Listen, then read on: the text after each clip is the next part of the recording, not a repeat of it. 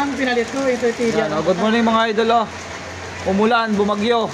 Gawa, diretso tayo, Sunday. Ayan si sir, schedule natin.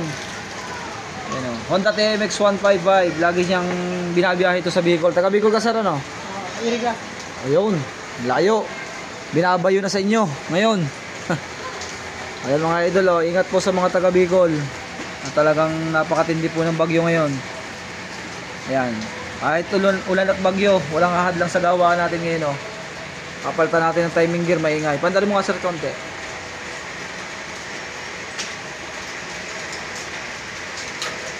So, ang ganda, okay, sigo. Yun, yun o.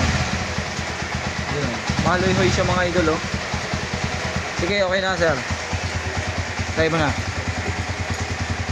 Okay. Mahaluhoy siya yung andar niya, naiging tapos makalansing. Papalitan natin dyan timing gear mga idol.